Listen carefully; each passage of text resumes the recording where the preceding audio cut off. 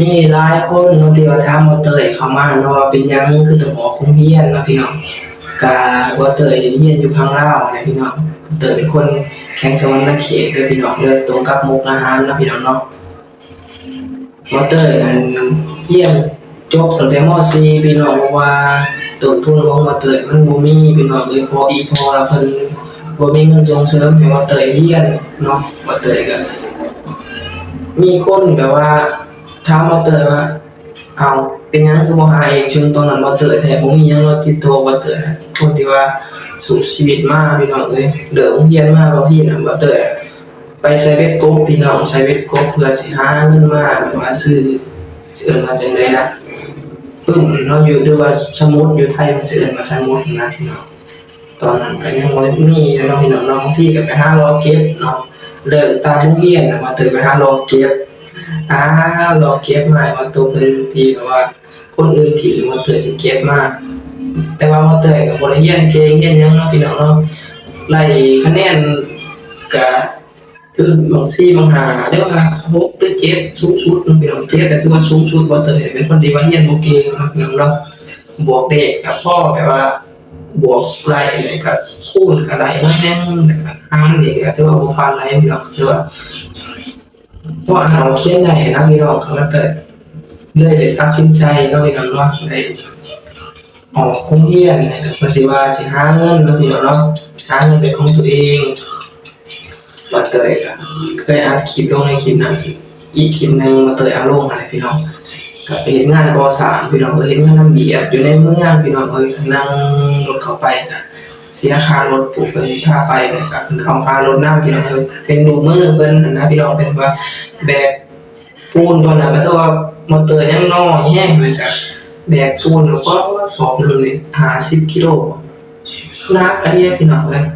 ปูน50 กิโลโอ้หนักเลยว่ามอเตอร์นี่ปวดแล้วเมื่อยสุดๆเนาะทีนี้หั่นว่าและเทียงฟ้าก็ต้องเฮ็ดเนาะพี่น้องเนาะเป็นมือเพิ่นนี่เพื่อสิได้กินข้าวพี่น้องเอ้ยมอเตอร์ก็สูงส่วนมากพยายามเก็บเงินตอนนั้นเงินรายวันเพิ่นให้ก็ตกอยู่ประมาณ100 กว่าบาทนี่พี่น้อง ประมาณ100 กว่าบาทประมาณนี้เด้อเนาะพี่น้องเนาะมาตัวก็เก็บเอาไปสิมาเฮ็ดพาสปอร์ตก่อนอื่นก็ต้องเฮ็ดพาสปอร์ตก็คือมาเตยเบิดพี่น้องอีพ่อเพิ่นบ่มีหยังให้พี่น้องก็ถือว่าบ่เป็นหยังเนาะมาเตยก็ขอเข้าใจครอบครัวเนาะก็มาเตยก็เสียแม่ไปตั้งแต่อายุยัง11 ปีมาเตยก็แทบสิจำบ่ได้เนาะพี่น้องเนาะเพราะว่ามาเตยก็ มีปัญหาก็คือรถต่ำพี่น้องในหัวนี่พี่น้องเลยบ่ด้านหลังนี่ยังเหมือนเอาเตยสิถ่ายเพิ่นเพราะว่ารถน่ะมันต่ำบ่เตยเนาะพี่น้องบ่เตยแล่นข้ามทางเนาะพี่น้องวิ่งข้ามไปข้ามทางมันมีงานรองนะพี่น้องงานจัดรองมี2ครั้งบ่เตยก็ไปงานรองเพิ่นแบบว่าเป็นตอนนั้นยังเป็นเด็กน้อยอยู่เนาะพี่น้องเนาะบ่เตยก็แล่นข้ามทางก็บ่ฮู้เลยว่ารถมาต่ำจังได๋เนาะก็ถือว่าต่ำก็สลบไปเกือบ3 มื้อนะพี่น้องประมาณ3 วันก็ตื่นออกไปแต่ว่ายังหายใจอยู่แต่ว่าปลุกจังได๋ก็บ่ลุกนะพี่น้องก็มีคนมาเป่าเอาพี่น้องเนาะก็สมองก็เพิ่นก็ยิบ15 เข็มเด้พี่น้องยิบ15 เข็มว่าแต่ครับแทบสิจำอีหยังแทบสิบ่ได้เลยตอนนั้นมันก็เป็นแบบว่ายังแบบว่ามึนๆงงๆอันนี้นะจากนั้นมากอะ แม่ของบ่เตยก็มีอาการที่ว่าสิเป็นว่าจั่งใดนะหลายคนโดยบ้านนอกชนบทนะพี่น้องก็ถือว่าปอบพี่น้องเป็นปอบเขาพี่น้องเพิ่นไปลงไปใส่บาตรวันศีล15 ค่ำพี่น้องเอ้ยเพิ่นมาลงไปใส่บาตรก็เป็น15 ค่ำอันนี้พี่น้อง15 ค่ำก็มีหลายคนนำมาหุ้มตุ้มนุมเนาะพี่น้องก็เพิ่นก็ประกาศแบบว่า บอกบ่ฮู้ความคนนั้นนะพี่น้องที่สิ่งที่ว่าเกิดจำได้ก็คือหลายสิ่งหลายอย่างพี่น้องปอบก็ถือว่าออกปากแหน่บ่ออกปากแหน่ก็กลัวจังได๋ก็บ่ทราบพี่น้องตอนนั้นก็ยังเกิดว่าได้เฮือนบ่เตยยังไตแบบว่าตะเกียงอะเนาะพี่น้องเป็นตะเกียงแบบว่าใส่น้ำมันนะพี่น้องใส่น้ำมันแบบอ่าเป็นขวด M100 พี่น้องขวด M100 แล้วเฮาเอาใส่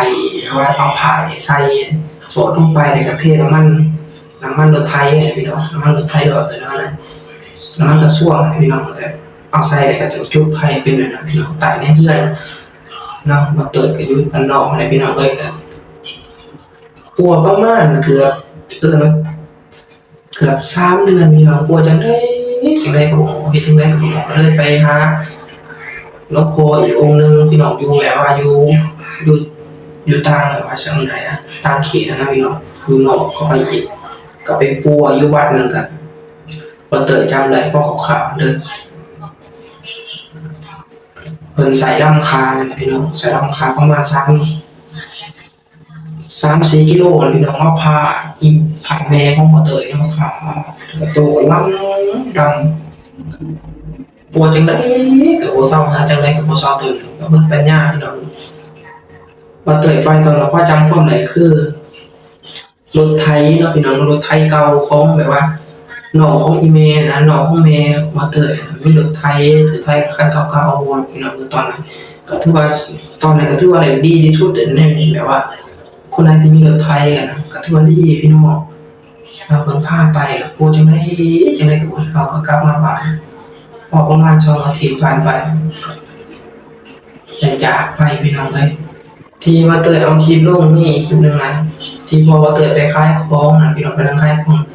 บ่แม่นแม่ว่าเตยเด้อคือคนในหมู่บ้านพี่น้องเพิ่นไปนั่งขายของเนาะพี่น้องเนาะนั่งขายของให้พอแต่ว่าตอนนี้พอว่าเตยยังก็อยู่ลาวนั่นแหละพี่น้องก็ต่อจากนั้นมาก็บ่จังได๋ก็บ่เซาเพิ่นก็ไปเ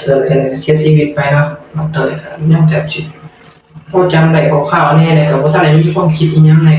ก็เสียใจแน่บ่ได้เสียใจแรงที่สุดนะพี่น้องแบบว่าเป็นที่แบบว่ายังแบบว่าเด็กน้อยกับแม่นั่นนะพี่น้องก็มาได้แบบตัดสินใจเฮ็ดจังได๋ดีวะก็ได้คิดเนาะก็เลยหลังจากจบงานจบภารกิจไปบอกเราจะเรื่องอะไรก็ได้เนาะจบภารกิจแล้วเนาะบ่เตยก็เลยบวชประมาณ3 วันพี่น้องมันก็เลยสึกออกมาเนาะบวชว่าเก็บปลูกเก็บหยังนั่นแหละบ่เตยบ่เคยฝันเห็นแม่จักเทื่อพี่น้องเอ้ยบ่เตยพยายามจะให้ฝันเห็นแม่บ่เคยมาเข้าฝันพี่น้องจักจะเป็นจังได๋บ่เคยเข้าฝันจักแต่ว่าเพิ่นน่ะฮักบ่เตยฮักที่สุดสิ่งที่เจอจำได้เพิ่นฮักเนาะบ่เตยเสร็จแล้วบ่ยังเนาะพี่น้องคือน้องฮ้อนบอกว่าบ่เตยมาอัดคลิปเด้อพี่น้องเด้อมาอัดคลิปในห้องน้ำเนาะเพราะว่าเสียงมันดังเป็นบ่เตยบ่มีไมค์เนาะพี่น้องบ่เตยมาอัดอยู่ในห้องน้ำนั่นแหละพี่น้องต่อจากนั้นมาบ่เตยนั้นได้ย้ายออกไปนอนอยู่ที่ไร่ตรงหน้าพี่น้องเอ้ยปลูกตุกกระท่อมอยู่ตามชนบทก็อยู่กับพ่อแล้วก็มีเอื้อยคนนึงเนาะพี่น้องเนาะอ่าเรื่องมันยาวพี่น้องเรื่องประวัติของบ่เตยก็อยากเล่าแล้วก็เดี๋ยวเล่าให้พี่น้องฟังเด้อพี่น้องเด้อขอบคุณใจที่เข้ามาให้เป็นกำลังใจบ่เตยอยากสร้างช่อง YouTube มาแต่เรื่องนี้แหละแต่ว่าก็มีความฝันที่ว่าโทรศัพท์บ่เตยน่ะมันเก่าแฮงพี่น้องเอ้ยถ่ายหยังก็แบบบ่เห็นแล้วก็โหลดแอปโหลดหยังก็บ่ได้พี่น้องความจำมันเต็มมันเป็นมือสองที่ว่าซื้อมาแป๊บเดียวมันก็ฮอดพี่น้อง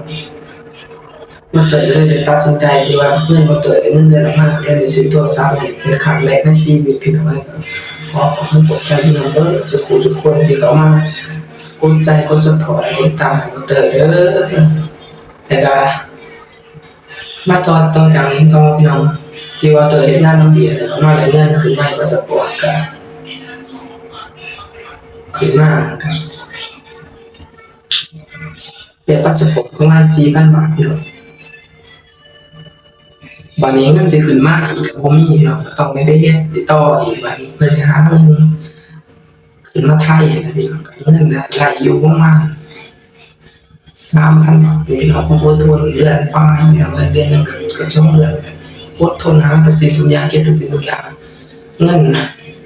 บ่เตยยังบ่รู้เลยว่าสิพอหรือบ่พอเนาะเพราะว่าบ่เตยยังบ่เคยขึ้นมาไทยครั้งแรกอะมีหมู่ผู้หนึงนั่นแหละแต่ว่าเพิ่นมีพี่น้องอยู่ไทยเพิ่นเลยบอกว่าพาขึ้นไปแหน่ยังบ่เคยขึ้นมาคือกันบ่เตยก็ต่างคนต่างยังบ่เคยแต่ว่าเงินเพิ่นน่ะมีประมาณ 6,000 บ่เตยเนาะ ตัดสินใจขึ้นไปเนาะขึ้นไปเงินนั้นพอจำค่าร้านค่ารถค่าหยังเรียบร้อยนะเงินน่ะบ่พอพี่น้องมาฮอดแต่ม.10นะเสียจังได๋ดีโทรหาไปดิโทรศัพท์ Samsung J2 พี่น้องถ้าแบบว่าเฮาแกะก่อนแบตไหลนะพี่น้องเก่าที่สุดเลยแบบถ่ายรูปหยังก็บ่เห็นได้แหละพี่น้องเอ้ยถ่ายรูปนี่แบบมันมั่วเบิดเนาะแบบว่าเพราะว่าบ่เตยเก็บเงินก็พอสิได้โทรศัพท์มาหนึงก็มือสองเท่านั้นก็พยายามหลายเดือนเกือบปีเลยเนาะก็แบตก็เบิดก็เลยว่าหมู่ก็เลยว่าเดี๋ยวให้ยืมก่อนเพราะว่าให้จ่ายค่าแท็กซี่ออกก่อนแต่ว่าค่ารถมาบ่ได้เอามาแต่ม.10นั่นนะพี่น้องบขส. ม.10ก็เลยสินั่งรถแท็กซี่ต่อขึ้นไปต่อไปบ่ได้งานหั้นเนาะหมู่ก็ออกก่อนแล้วข้อยก็เลยว่าโอเคขอบใจเด้อเดี๋ยวสิ้นเดือนมาเฮาสิเอาให้ทันทีหมู่ก็เลยว่าโอเคบ่เป็นหยังมันจากหันมาก็เฮ็ดงานได้ประมาณเกือบ2 เดือนพี่น้องก็ดีใจที่ว่าได้เงินก้อนแรกเนาะพี่น้องตอนนั้นว่าเฮ็ดงานได้เงินเดือนอยู่แรงขั้นต่ำก็ประมาณ300บ่พี่น้องแต่ว่าบ่เตยได้เดือนหนึง7,500เนาะพี่น้องเนาะสองอยู่เองแต่ว่าว่า7,500คือว่าบ่เตยดีใจนี่พอสิจะตามโตแล้วก็เสียตาพี่น้องฮ้อนหลายพี่น้องเอ้ยฮ้อนคือหลายฮ้อนอาบหมดแล้วก็พอแลมากก็สิ่งที่บ่เตยบ่คาดคิดก็คือโควิดมาพี่น้องบ่เตยโอ้ยปิดกิจการก็มันก็ไปแบบบ่ได้จังจังซี่ไปไสก็บ่ได้นะพี่น้องก็มันก็บ่ไหวแต่ก็มันก็บ่ให้ปิดกิจการแหน่เนาะบ่เตยก็กลับช่วงโควิดนั่นแหละพี่น้องก็กลับก็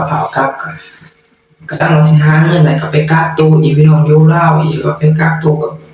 ซื้ออยู่ซื้อกินก็พอดีเกือบเบิดเดือนฮอดบ้านก็เหลือบ่หลายพี่น้องเนาะก็กลับก็ประมาณ24วันก็อยู่ประมาณ24วันพี่น้องก็เลยเอาไปก็เพื่อสิออกมาหาบ้านนอกนะพี่น้องก็ต้องกักตัวก่อนเรื่องหยังก็กักแล้วก็ฮอดครบกำหนดที่เพิ่นวางไว้แล้วก็จังเมื่อบ้านนอกเฮานะพี่น้องเมื่อตั้งต้นตั้งโตก็ไปหารับจ้างเฮ็ดไร่เฮ็ดนาน่ะพี่น้องก็พอได้ทุนเนี่ยก็บ่เตยก็เห็นคนเพิ่นโพสต์ในเฟซน่ะมีหมู่คนในบ้านเพิ่นว่าสิไปบ่เฮ็ดงานร้านอาหารเพิ่นเตยก็ปรับไปเพิ่นก็ติดต่อให้เนาะเอาเบอร์เอาหยังให้กันเรียบร้อยแล้วเนาะก็เลยบ่เตยก็ได้ขึ้นมาฮอดปัจจุบันนี้เนาะพี่น้องเนาะเรื่องมันยาวหลายพี่น้องเรื่องของแม่บ่เตยเดี๋ยวมาเล่าในต่อ EP 2เนาะพี่น้องเด้อก็สำหรับ EP นี้บ่เตยก็ขอขอบใจพี่น้องที่เขามาเบิ่งและรับชมแล้วก็อย่าบ่เตยเล่ายาวๆแต่ว่าบ่เตยฮ้อนหลายพี่น้องก็อยากเล่าอยู่ข้างนอกเลยแต่ว่ามันเสียงรถเสียงหยังมันดังบ่เตยได้มาอัดคลิปในห้องน้ำนี่ก็มันแบบแทบจะบ่มีลมเข้ามานะพี่น้องเดี๋ยวบ่เตยสิอัดคลิปในต่อไปใน EP หน้าสำหรับคลิปนี้ขอกล่าวคำว่าสวัสดีเด้อครับ